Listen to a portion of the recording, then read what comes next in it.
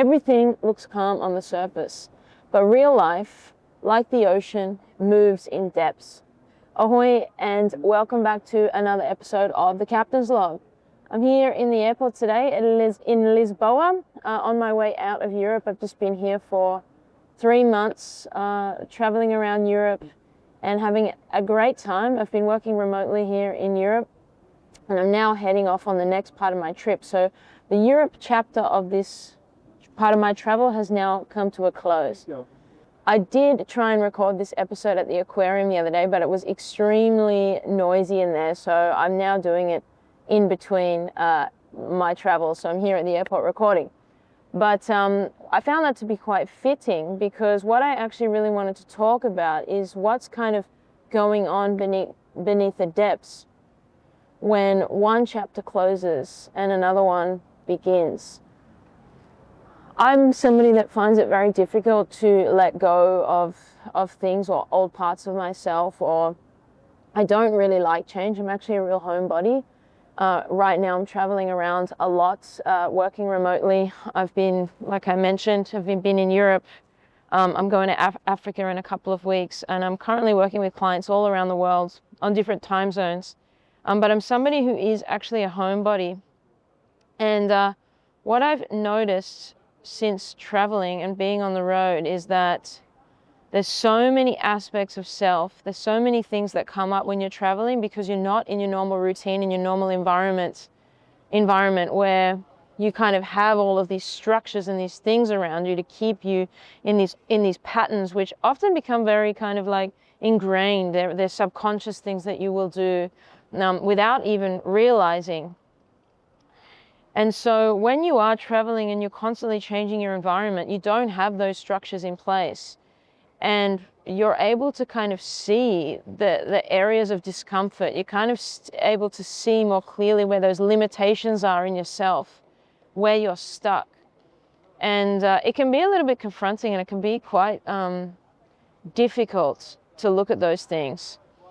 And since I've been on this Europe trip, you know, I have had a fantastic time. And I'm in Europe during the summer. It's very beautiful. Lisboa is very beautiful. It's a fantastic city. I've met some incredible people. And what I've had to do throughout this trip, and I do talk about this quite often, is that even though I'm in this environment, it's very free, it's very amazing, it's very beautiful, I have to create these little bits of structure just to keep me a little bit tethered to my goals, right? I've got some constraints around goals, around my fitness, around my well-being, around my business. So I have to create these little structures and constraints in there. Otherwise, I find it very difficult to keep centered, because my environment is constantly changing, and I'm in an environment where I'm constantly having to adapt because the conditions are constantly changing.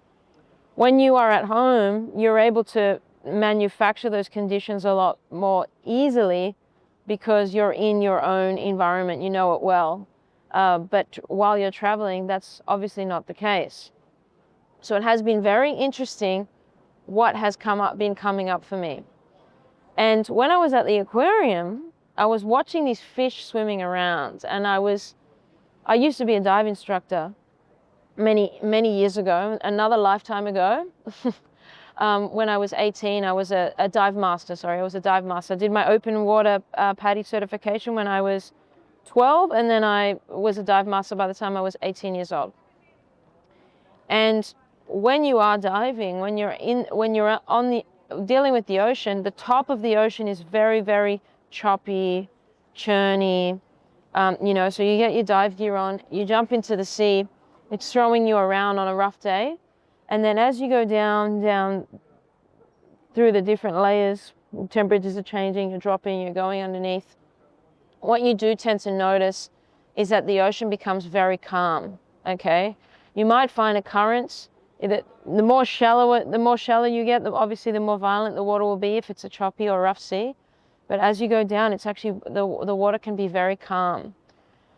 And I think that's a very good metaphor for life and looking at parts of self, because it's kind of hard to find those little nuggets of wisdom or those truths when you're staying in that shallow depth of ocean, because you're being thrown around, you're constantly having to adapt and evolve. But if you can go deeper into the subconscious, deeper into yourself, through practices like meditation or putting yourselves in different environments, you know, where you're having to develop this safety in your nervous system, it allows you to be more calm. You can go deeper. Just also think about the pressure on your body from the water. There's more pressure being applied to your body, to your system. You're going down, you're going deeper. To be able to get clarity on the things that you're actually wanting to do in your life, where you actually want to go, who you want to be, what you actually want for your future self, it's really important to find this stillness within those times of change, within those times, or even just on a day-to-day basis, but especially when you're going through some kind of rapid change. And not try to adapt too quickly to the new conditions. When you watch these fish swimming around, I was watching these sharks, they are so slow. They are moving so micro movements, just incredibly slow, but they're moving. And when you're diving as well, because you've got all this heavy equipment on, you want to move as efficiently as possible, because otherwise you consume all the oxygen or the air in your tank.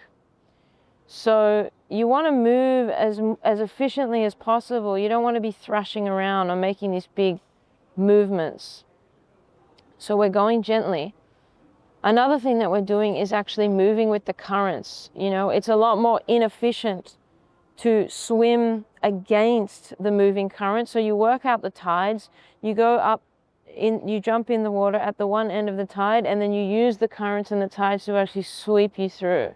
We'll do the same thing with the movement of the water. As the water takes you and moves you forward, you'd grab onto the sand or some seaweed or a rock or something, let the pushback of the current go back, and then as it pushes forward, release again and let the water take you. And I think that's a very good metaphor for life. It's like often we're trying to control, change, fix the conditions, put really like hard constraints on the conditions that are going on around us, which just creates more suffering. And I think we can hold on in those moments where it's pushing back. Don't try and make any crazy movements, and then allow the current to take us forward. It's the same way I've been approaching this trip as I travel. So just a few little reflections there from my trip. I've had an incredible time. I've definitely grown as a person on this European trip. I've met some, like as I mentioned, I've met some really amazing people. And I'm really looking forward to the next chapter in Africa. And I hope I'm not going to miss my flight right now. This isn't my gate here. My plane is leaving in 30 minutes, so I should probably get moving. So here are the reflective questions for this week. As one chapter of your life closes, what's something meaningful you want to carry forward into the next?